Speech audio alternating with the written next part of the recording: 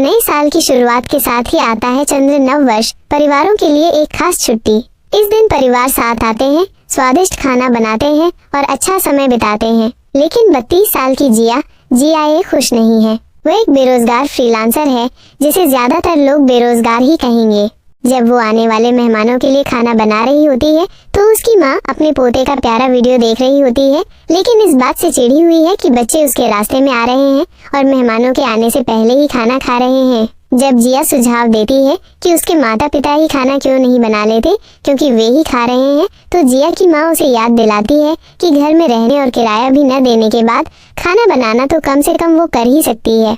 जिया की बहन जिमिन अपने परिवार के साथ आती है और उसकी माँ अपनी पोती को गले लगा लेती है।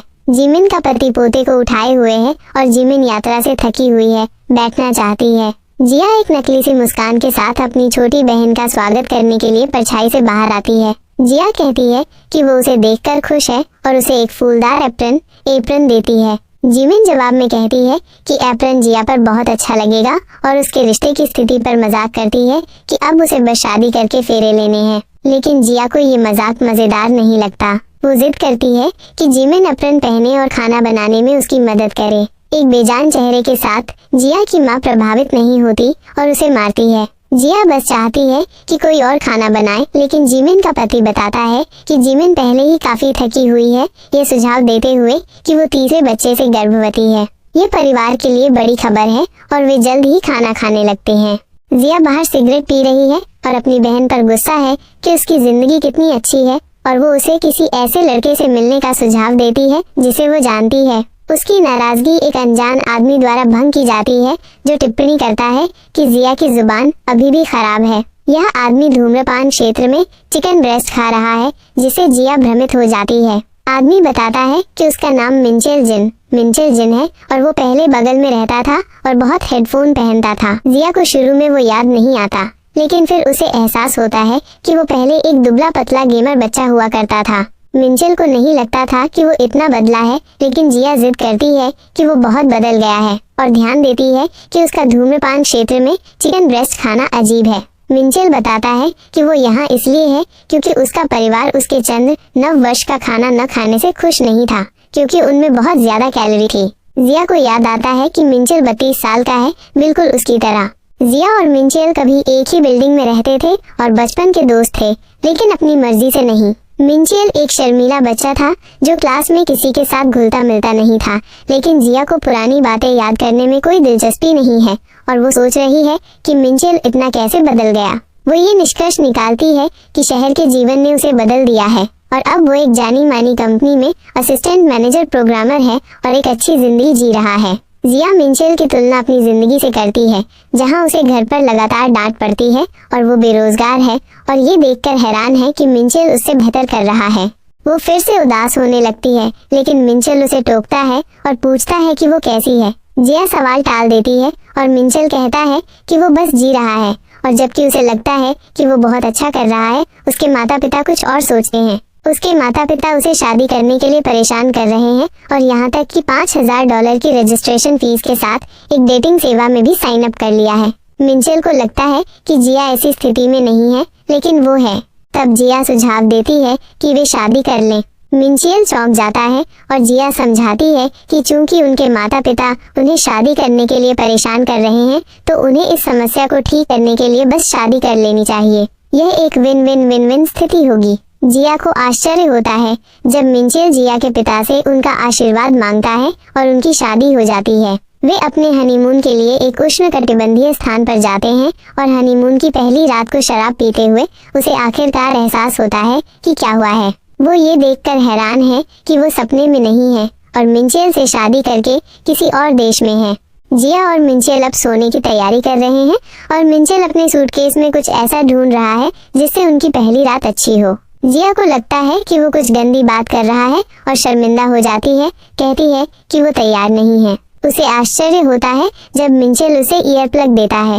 वो कहता है कि कभी कभी वो खर्राटे लेता है और फिर सो जाता है। जब मिंचेल खर्राटे लेने लगता है तो जिया ईयर प्लग का उपयोग करती है और सो जाती है, ये ध्यान देते हुए कि मिंचेल बहुत व्यावहारिक और तैयार है। अगले दिन चिंतित है कि अगर वे लड़ना शुरू कर दें तो उनका खुशहाल हनीमून विनाशकारी हो सकता है। जैसे ही जिया ध्यान से अपने कपड़े चुन रही होती है, मिंचेल बेढंगे लेकिन आरामदायक कपड़ों में आता है और पूछता है कि जिया को कितना और समय लगेगा। वो सैंडल के साथ मोजे भी पहने हुए है। मिंचेल पूछता है कि क्या ये मायने रखता है और जिया कहती है कि हाँ, क्योंकि वो देखेगी।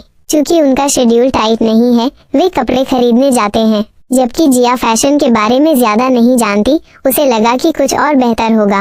वो गलत थी। मिंचेल लाल और नीले रंग के आउटफिट में सस्पेंडर्स के साथ बाहर आता है। उसका औचित्य ये है कि रंग चमकीले हैं ताकि उसे कार न लगे। जिया उसे एक शर्ट और पैंट देती है और कहती है कि वे उस पर अच्छे लग रहे हैं। मिंचेल क्लर्क से आउटफिट के 7 सेट के लिए पूछता है। जिया गुस्से में है, लेकिन मिंचेल कहता है कि चूंकि ये अच्छा लग रहा है तो उसके पास इसके कई सेट होने चाहिए। जिया कुछ नए आउटफिट चुनने का फैसला करती है ताकि वो उनके बीच घूम सके। जब वो देख रही होती है तो मिंचेल को स्विम सूट नजर आते हैं। इससे वो जिया से पूछता है कि क्या वो उनके बनाना बोट राइड के लिए एक स्विम सूट चुन सकता है। जिया बिना सोचे समझे हाँ कर देती है, लेकिन जब उसे एहसास होता है कि उसने क्या पूछा था तो वो शर्मिंदा हो जाती है। जिया और मिंचेल खरीदारी खत्म कर लेते हैं और किनारे की ओर बढ़ रहे होते हैं, लेकिन जिया अभी भी शर्मिंदा है कि मिंचेल ने उसका स्विम सूट चुना। उसे अपनी अगली गतिविधि में इसे पहनना जरूरी है और उसे ये भी नहीं पता कि उसने किस तरह का स्विम सूट खरीदा है। जिया सोचती है कि उसने एक सेक्सी वाला खरीदा होगा, लेकिन ऐसा नहीं था। मिंचेल ने अपने मैच करने के लिए एक वेट सूट खरीदा था। मिंचेल के लिए ये सबसे अच्छा विकल्प था क्योंकि वे आरामदायक और इंसुलेटेड हैं, लेकिन जिया के लिए उसकी पसंद शर्मनाक है क्योंकि ये उनका हनीमून है और बाकी सभी बिकनी और स्विम शॉर्ट्स में हैं। उसे चिंता थी कि ये बहुत गर्म होगा। उसे आश्चर्य हुआ कि वेट सूट बहुत आरामदायक था। दोनों ने बनाना बोट पर शानदार समय बिताया, खाना खाया और तस्वीरें ली। दिन के अंत में जिया और मिंचेल समुद्र तट पर चल रहे थे। जिया जितना हो सके उतना करना चाहती थी क्योंकि यात्रा महंगी थी, लेकिन मिंचेल चिंतित है कि जिया थक गई है और उसकी एड़ी पर चोट की ओर इशारा करता है। जिया मजे में इतनी मग्न थी कि उसने ध्यान नहीं दिया। मिंचेल जिया को पिग्गी बैक राइड देने की पेशकश करता है क्योंकि घायल एड़ी पर चलना दर्दनाक होगा। जिया शेड्यूल को लेकर हिचकिचाती है, लेकिन आखिर में मिंचेल की पीठ पर कूद जाती है। जिया शर्मिंदा है और पूछती है कि क्या वो भारी है। मिंचेल बताता है कि उसका वजन एक अच्छा वर्कआउट कैसे बनाता है और जिया इससे नाराज हो जाती है। जैसे ही वे जा रहे होते हैं, जिया को मिंचेल की पीठ से आराम महसूस होता है। जिया देखती है कि सूर्यास्त कितना सुंदर है और जिद करती है कि वे एक तस्वीर लें। मिंचेल नहीं चाहता, लेकिन जिया कहती है कि उन्हें पल में जीना चाहिए।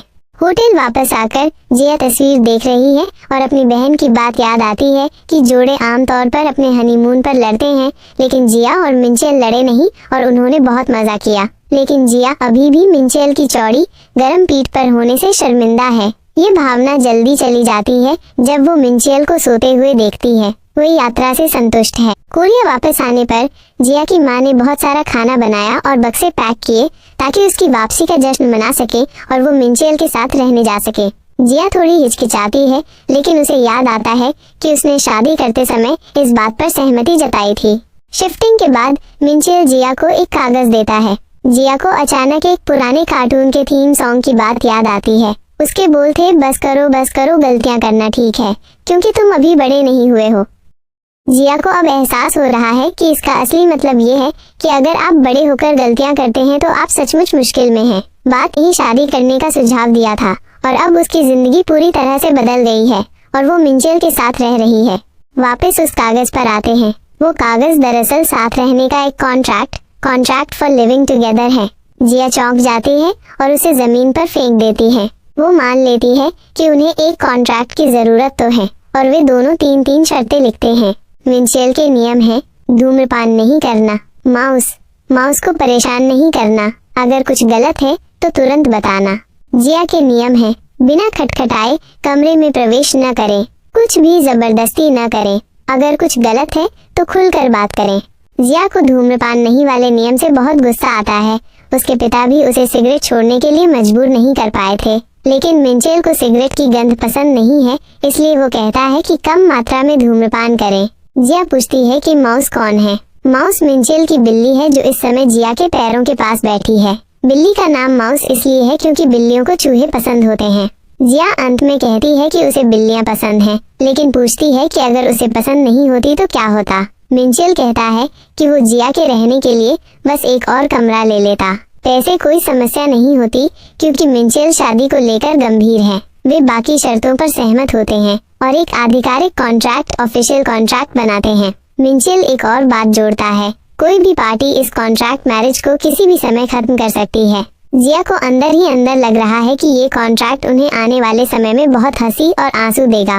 साथ रहने की पहली रात को जिया अभी तक सामान नहीं खोलने का फैसला करती है और कुछ फर्नीचर ऑर्डर करती है। मिंचेल अगले दिन से काम पर वापस जाएगा और जिया अपने परिवार के अलावा किसी और के साथ रहने को लेकर थोड़ी घबराई हुई है। मिंचेल दूसरी तरफ अपने गेम खेलने में मग्न है और उसे कोई चिंता नहीं है। अगले दिन जिया मिंचेल के नाश्ता बनाने की आवाज से जाग जाती है। जिया प्रभावित होती है और खाने का फैसला करती है क्योंकि वो, लेकिन यह भावना जल्दी चली गई जब मिंचेल ने सारी सामग्री को ब्लेंडर में डालकर चिकन ब्रेस्ट स्मूथी बनाई। जिया को इसका स्वाद बहुत भयानक लगता है और पूछती है कि क्या उनके पास कुछ और है। मिंचेल हाँ कहता है और उसे एक प्रोटीन बार देता है। जिया नाराज हो जाती है और शिकायत करती है कि ये कोई असली खाना नहीं है और टिप्पणी करती है कि मिंचेल काम पर स्वादिष्ट दोपहर का भोजन अकेले खाएगा। मिंचेल अपना हेल्दी लंच दिखाकर इस बात को गलत साबित कर देता है। जिया फ्रिज में कुछ खाने के लिए देखती है और वो स्वस्थ भोजन से भरा हुआ है। जिया को अचानक अपनी माँ के हाथ के खाने की बहुत याद आती है।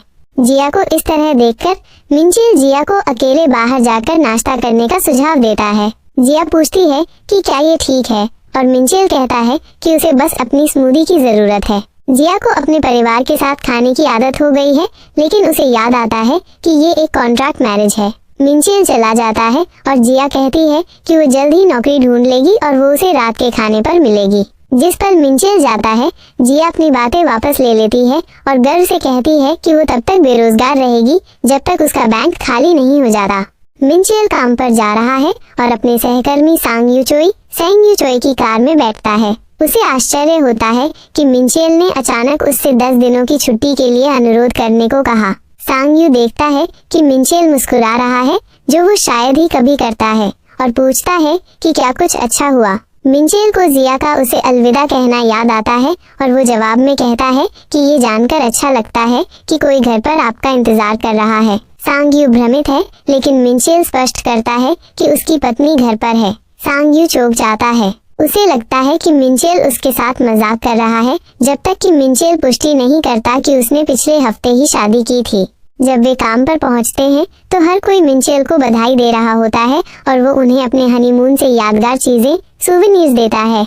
लेकिन इससे पहले कि सेंग यू काम पर जा सके, मैनेजर सुयेन सो उसे एक तरफ खींचती है और इस बात पर गुस्से में है कि मिंचेल ने शादी कर ली, ये सुझाव देते हुए कि उसे वो पसंद था।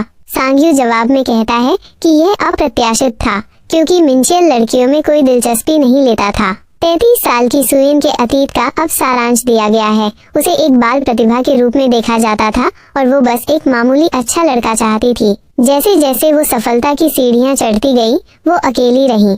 उसे इस बात से झुंझलाहट होती है कि उसे एक अच्छा लड़का नहीं मिल रहा है। फिर उसे एहसास होता है कि वो अच्छा लड़का मिंचेल ही था, लेकिन मिंचेल से शादी करने के उसके सपने अब टूट गए हैं। अब वो केवल सेंग यू से ही सलाह ले सकती है, जो उसके साथ विश्वविद्यालय गया था और जिसे कंपनी का क्यूपिड कहा जाता है।